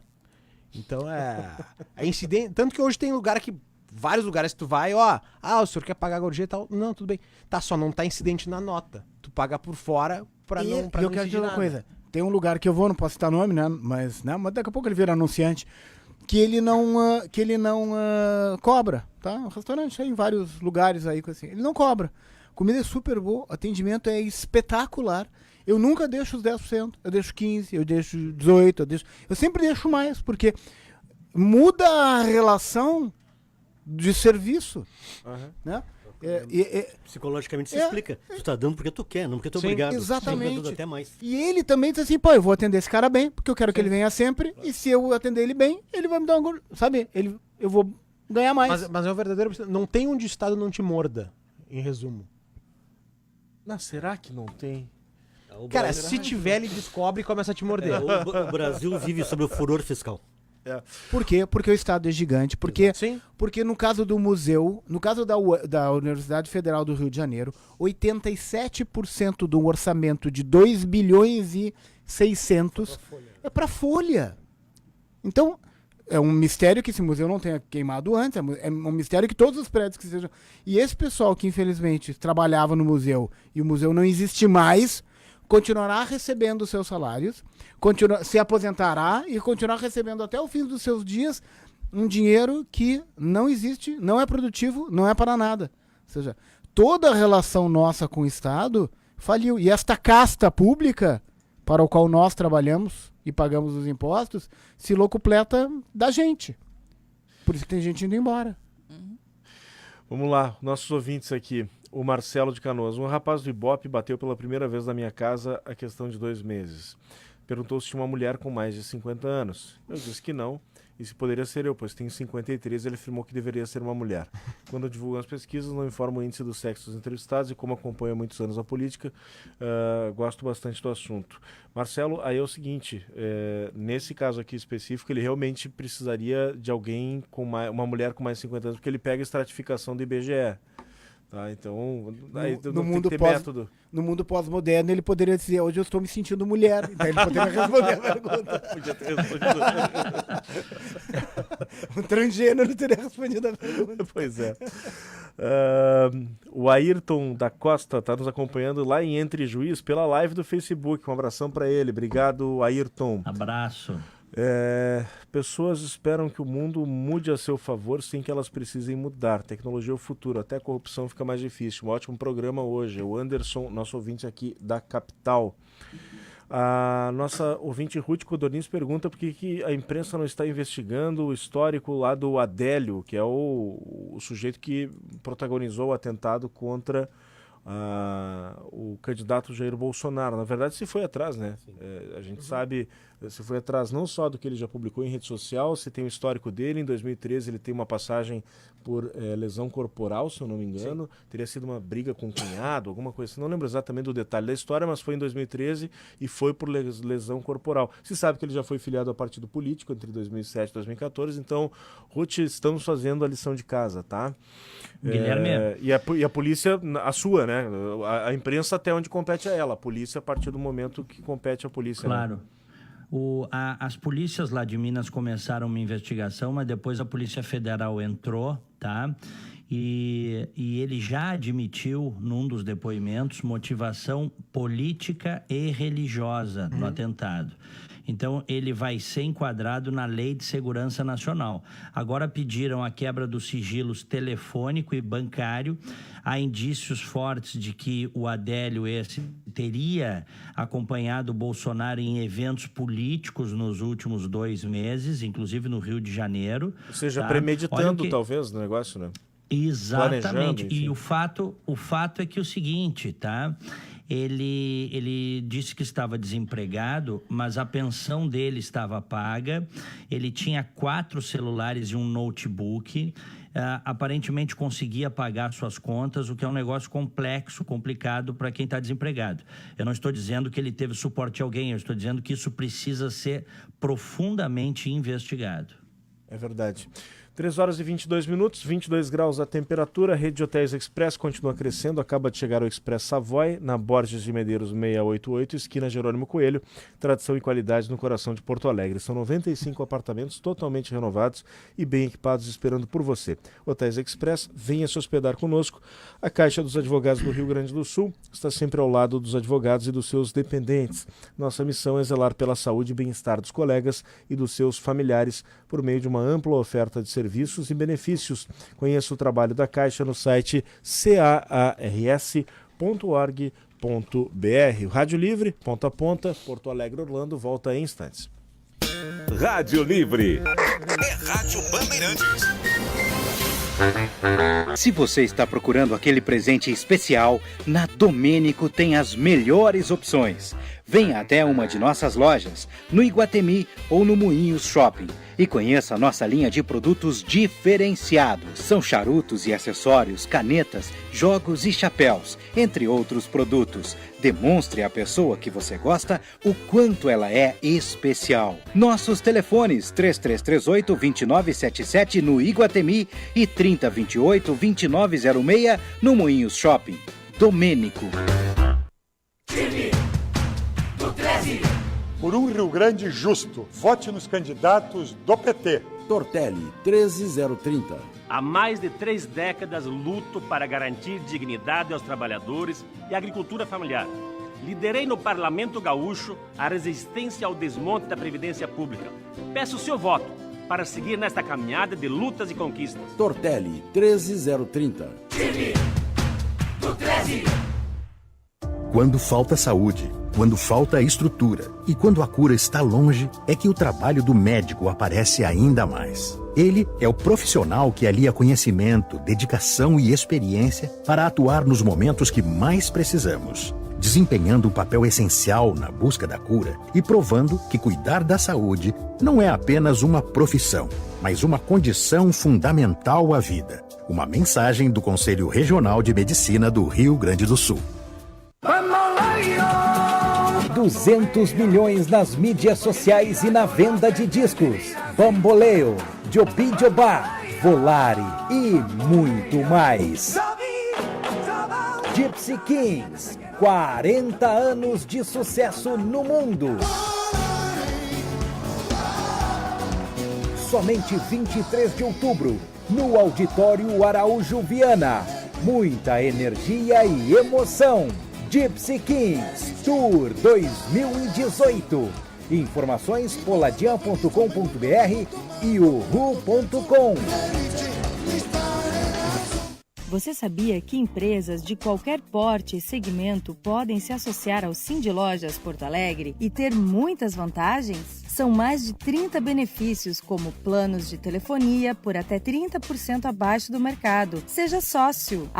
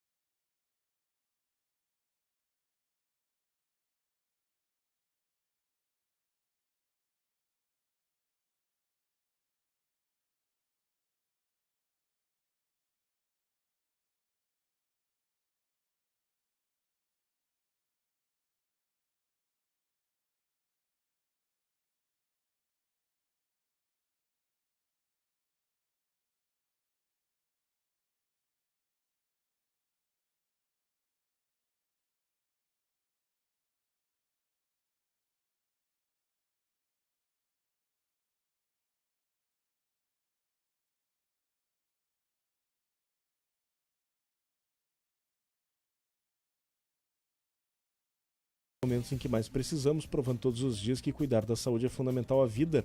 Uma mensagem do Conselho Regional de Medicina do Rio Grande do Sul. Lembrando também ao nosso ouvinte do Rádio Livre que a engenharia nacional tem um papel fundamental para a retomada do desenvolvimento. É preciso vencer as adversidades econômicas e políticas, é preciso construir soluções alicerçadas no conhecimento técnico e científico, é preciso investir em pesquisa e tecnologia para superar a crise no país. Os profissionais e empresas registrados no CREA-RS são a força da engenharia brasileira e focam no futuro. CREA-RS, Conselho Regional de Engenharia e Agronomia do Rio Grande do Sul. Hoje aqui nos estúdios, né, Diego?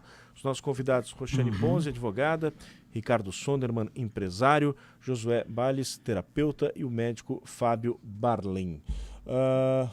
Algum destaque daí, Diego?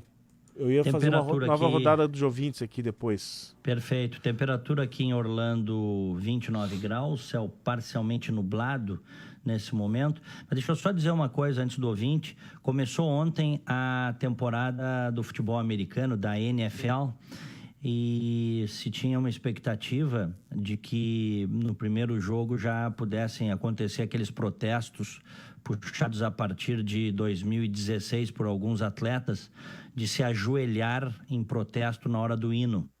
Em protesto, segundo eles, contra o racismo e a desigualdade. Pois bem, o maior opositor disso foi o presidente Donald Trump. Nos últimos dias, a Nike estrelou uma campanha com o sujeito que puxou, né, esses protestos, e milhares de americanos botaram nas redes sociais eles queimando seus produtos da Nike, chuteiras, tênis, camisetas, e convocando um boicote. O fato é que, embora a Liga do Futebol Americano tenha dito que os protestos são livres, que aqui é um país onde vigora a primeira emenda, né?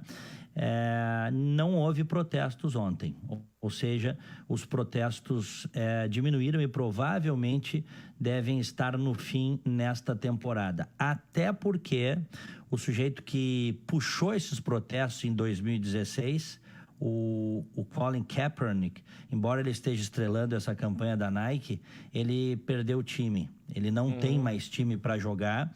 Caiu muito a arrecadação da Liga do Futebol Americano em razão dos boicotes contra o que boa parte dos americanos considera, Guilherme e amigos, uma ofensa a um símbolo da nação, que é o hino. E ontem no jogo, né, Philadelphia Eagles, Atlanta Falcons, não teve protesto.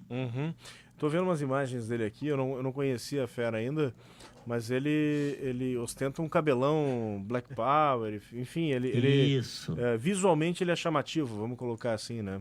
E é o cara que liderou tudo isso, né? Exatamente. Ele é um cara muito rico e ele tem sido criticado porque ele é uma coisa seguinte, ele fala em desigualdade, mas é aquela velha história, né, que a gente também discute aí no Brasil e tal. O faço o que eu digo, mas não faça o que eu faço. Ele teve acesso a boas escolas, né? Escolas deste país aqui, dos Estados Unidos. Ele teve acesso a uma boa universidade. Ele acabou jogando no San Francisco 49ers, que é um dos maiores times do futebol americano. E, no entanto, se voltou contra o sistema, né? Aquelas coisas que a gente está careca de saber, né? Essencialmente eu sou careca, Guilherme. Careca de saber aí no Brasil. Agora, se você falar em igualdade, grande parte dos jogadores da NBA, eu adoro o basquete americano e de futebol, são negros, e não há maior diversidade do que nos esportes americanos, né? Talvez a exceção seja o hóquei, mas tem uma complexão física no atletismo. Ou seja, se há um lugar onde há integração racial, religiosa, é nos esportes. A seleção francesa, o que era a seleção francesa? Se não uma grande mistura de povos e religiões. Tinha jogador branco, judeu, muçulmano, negro. Ou seja, levar essa... Certos critérios são usados política e ideologicamente. Perfeito. As pessoas não estão sentindo aquilo de verdade. Tá? E se vê, infelizmente, até temos uma mulher que podia falar sobre isso, sabe que tem correntes psiquiátricas agora defendendo que esse empoderamento feminino está fazendo mal para a sociedade. O exagero porque começou a haver uma espécie de perversão. Hoje, por exemplo, eu tenho 2 filhas, né? Então ninguém melhor que eu para poder falar isentamente disso aí. Por exemplo, o norte-americano não entra sozinho no elevador com uma mulher. Não entra, não se arrisca, porque ele pode ser acusado de assédio, qualquer coisa. E assédio hoje, ou qualquer constrangimento em relação à mulher, é como se fosse adoração ao demônio na Idade Média. Não precisa provar, basta declarar. De onde tu tá falando, Josué? Dos Estados Unidos. E daqui está entrando isso também. Alguns veem já como exagero esse tipo de coisa. Sabe que eu morei nos Estados Unidos em 2001 e meu pai foi fazer pós-doutorado e você tinha gente tudo que era canto do mundo. Tinha muito chinês estudando lá, fazendo doutorado ou pós. Gente da Coreia do Sul também, muito coreano, do Sul obviamente, não do Norte, e alguma coisa ali de japoneses, talvez alguns europeus, enfim, mas a boa parte era isso em Amherst, que fica em Massachusetts. Mas uma cidade essencialmente universitária. Tem, além da UMass, tinha mais 2 universidades na cidade. E o fato é que logo que a gente chegou lá, uma das orientações ou dicas que foram dadas para o meu pai foi justamente essa: evita entrar num elevador sozinho com uma mulher. Porque a gente já teve casos aqui de processos e às vezes até pagamento de indenização, na época não tinha câmera dentro do elevador, em que houve assédio. E aí o que se dizia era o seguinte: muitas vezes, por você ter um caldo de cultura ali meio misturado, o que para nós daqui a pouco é uma conduta aceitável no Brasil, para alguém, não digo nenhuma americana, na verdade, mas para alguém de algum outro país, uma mulher lá que fosse pesquisadora ou professora, enfim, não seria uma conduta aceitável, e isso estava acontecendo com uma frequência relativamente grande. Então, realmente, é um negócio que também, por outro lado, acaba... virou o fio. Virou o fio, exatamente. Essa virou o fio. Virou o fio. Procurar.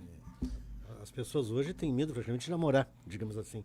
E tem medo de poder ser mal interpretado, não vou namorar, vamos dizer assim, de chegar numa mulher e ser mal interpretado Mas a fábrica brasileira de memes, até nisso aí, é sensacional, né? Todo mundo já viu aquela se é uma Ferrari, é uma cantada, se é um Chevette, é assédio. Então, mas tudo bem. Mas aí a gente entra na seara da brincadeira, assédio, e a gente sabe que existe, né? Aí deve ser...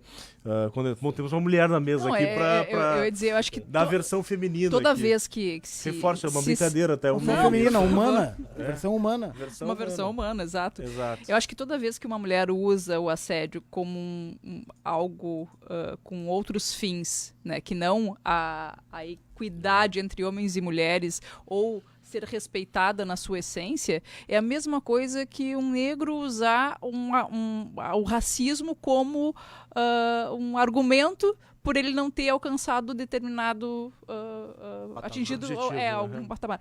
Ele está fazendo um desserviço para toda a raça dele, e da mesma forma, falando agora da condição de mulher, quando uma mulher usa esse expediente, é lamentável e todas perdem, né?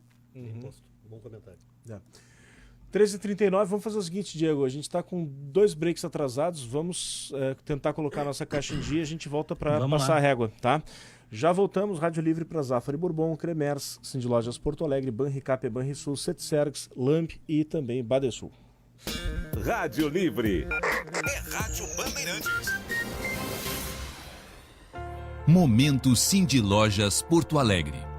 Comércio, varejo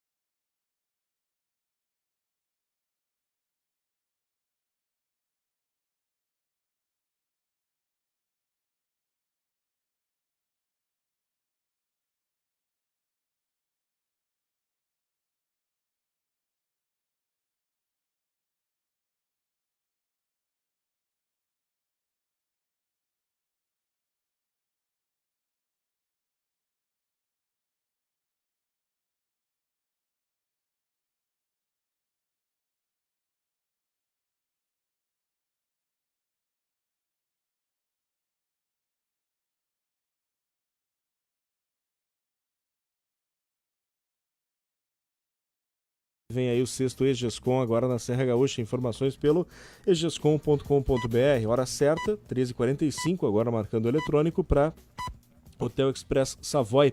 Tradição totalmente renovada na Borges 688, esquina Jerônimo Coelho, e CREA-RS, Conselho Regional de Engenharia e Agronomia do Rio Grande do Sul.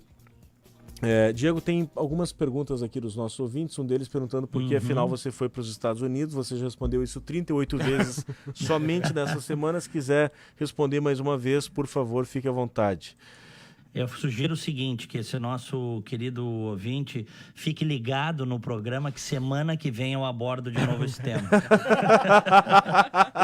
Nós garantimos a audiência. Vamos segurar a audiência. É verdade. O Robério, nosso ouvinte canoso, está lembrando aqui, tem que quebrar sigilo telefônico, financeiro, eletrônico, enfim, do autor do atentado contra o Jair Bolsonaro. Investigação geral em redes sociais antes do atentado e possíveis outros participantes para a elucidação do crime. É o que a gente falou há pouco, na verdade, né? Então, a imprensa vai até onde ela pode, às vezes até ela vai além do que seria, entre aspas, o recomendável, mas dentro da lei, e o resto é com polícia, né, meu amigo? Então, é isso. Bom, 13h46, a gente está se encaminhando para o final. Deixar aqui o espaço aberto para um recado final dos nossos participantes. Ricardo Sonderman. Bom, é um feliz dia da independência, mais do que o feriado, é um dia, eu acho que começa a ser um dia de reflexão, né? A gente ainda tem muita coisa para mudar nesse país, a gente precisa recuperar valores, a gente precisa recuperar dignidade da grande parte da população. O brasileiro é um povo trabalhador, é um povo honesto, é um povo sério, é um povo brincalhão, é um povo feliz, é um país maravilhoso. Em alguma curva do rio, a gente se perdeu. A gente precisa voltar e recuperar essa beleza, né? E esse potencial. Nós não somos um gigante adormecido, tá? Mas nós somos um gigante que está de joelhos. A gente precisa se erguer. E por isso a gente precisa ser livre. De verdade. E eu acho que essa é a mensagem que eu gostaria de deixar aqui para esse 7 de setembro. Doutor Fábio. Na carona do Sonderman também, felicitar pelo dia da independência, e que realmente na próxima eleição nós declaremos independência em relação à corrupção, em relação à incompetência na gestão pública, né? E felicitar todos e desejar que tenhamos uma excelente eleição, que o resultado seja o melhor para o país. Sem dúvida alguma. Que daqui 30 dias, né? Exatamente daqui 30 dias. Dia 7 de outubro é o nosso primeiro encontro com as urnas no pleito de 2018. Lembrando, são 2 votos para o Senado. E você tem que... Não vale votar 2 vezes no mesmo. Não registra, tá? É importante. Então você tem que escolher, ou é melhor que você escolha 2 senadores. Roxane. Ainda no gancho aí do 7 de setembro, mas aí com um viés mais sobre o feriado, meu desejo é que as pessoas vão e voltem, né, pela Freeway aqui, que infelizmente esse é o primeiro feriado sem os serviços que eram prestados anteriormente, combinado com uma pista de rolamento extremamente esburacada, o que infelizmente vai fomentar muito mais a possibilidade de acidentes e que espero que nenhum deles seja fatal. Então muito cuidado, não corram, não bebam, não misturem essas duas coisas, porque realmente o resultado vai ser péssimo. Alguns ditados populares não fazem o menor sentido, né? Mas tem um deles... Leite e melancia. Enfim, tem... Eu nunca testei, viu? Enfim, mas tem alguns que são, eu acho que lições de vida. A dor ensina a gemer é um desses. Então, se a gente aplicar isso para a questão das rodovias e dos pedágios, a gente já evoluiu nisso, né? A gente já teve alguns modelos no Rio Grande do Sul, Polo, sistema da Freeway. Quem viaja para fora do estado já viu que existem outras alternativas de cobrança e de metodologia ali de manutenção da rodovia. Mas o fato é que talvez a gente agora trafegar por uma estrada esburacada, sem ambulâncias, sem socorro e tal, faça algumas pessoas reverem os seus conceitos de que talvez o pedágio não fosse assim tão caro, né? Um pneu rasgado é pior, uma ponta de eixo então quebrada nem se fala. Um acidente que não tem quem te socorra. Que não tem quem te socorra. Então esse nem tem preço, né? Sim. Esse aí a vida, né? A vida perdida. Eu fiquei devendo tempo para ele, mas fica o registro no ar aqui, Dr. Josué Bales. A gente ia falar da evolução dos medicamentos e de depressão, principalmente. Fica o convite, no próximo a gente abre por aí. Pode ser sobre isso, claro. E para encerrar a minha parte, nós estamos lidando com a data de independência. De onde é que vem a independência da gente? A nossa independência pessoal vem da completa conscientização das nossas necessidades. Ou seja, não confundir o que a gente quer com o que a gente precisa. Por isso que tantas pessoas assim, ricas, artistas, terminam mal, se suicidando, que tem tudo o que querem e nada do que precisam. Não tem amizade verdadeira, não tem autorrespeito, não tem, vamos dizer assim, amigos de verdade. Não. Isso que a gente tem que procurar, para ter a nossa independência. E isso tem que se espalhar assim, por todo o país. À medida que a gente ensine para os nossos filhos, para nós mesmos, que o que importa não é o que a gente quer, é o que a gente precisa. E perseguir isso aí com clareza e definição, a coisa melhora. E melhora para todos. É verdade. Diego, ficamos por aqui? Ficamos por aqui, 2 horas e 51 minutos aqui em Orlando, é sempre 1 hora menos que aí no Brasil. Temperatura de 29 graus, fizemos mais uma vez um belo programa e voltamos na segunda-feira, se Deus quiser. Grande abraço a ti, Guilherme, aos queridos convidados e ouvintes. Fiquem com Deus. Abração, Diego. Fica com Deus. Um abraço, Diego. Até segunda-feira aqui no Rádio Livre às 2 e lá na Band News, na primeira edição. Como é que a gente chama? O horário brasileiro do Boechat, né? Em algum momento depois das 9. Eu como alemão, não gosto. Eu acho que o Boechat tinha que terminar às 9. Tá? Já é demais ele até às 9. Eu posso te dar o e-mail ouvinte@bandnewsfm.com.br. Hashtag mais um reclamando. Mais um reclamando. Mas enfim, tá feito o registro. Mas eu já contei um pouco desse bastidor aqui no ar. O Boechat é mais ou menos assim, ele vai indo, e aí Porto Alegre geralmente reclama, as outras praças menos, né? É que nós somos chatos, né? Nós somos chatos. E aí, a gente vai falar com ele aqui e tal. Aí reclama, no dia seguinte ele só atrasa uns 5 minutos, mais ou menos. Então... Mas aí ele vai virar, o 9h05 já vira 9h08, 9h10, 9h15, quando vê ele tá às 9h20 entregando o programa. Aí Porto Alegre vai lá e reclama, aí assim vai, é um eterno apertar de parafusos. Tá trazendo um pouquinho do bastidor, né, da relação com o Boechat, mas é uma figura... Eu prefiro ouvir vocês dois do que ele. Tá? Obrigado. Vocês dois do que ele. Pô, eu sou alemão, eu fico agora de bochecha vermelha, aqui o Diego fica de bochecha vermelha. Não é que a gente fica bravo com o Boechat, é que a gente prefere ouvir vocês dois. Ah, bom, então tá. Pô, pra terminar o programa num feriadão assim, obrigado, Sônia, obrigado.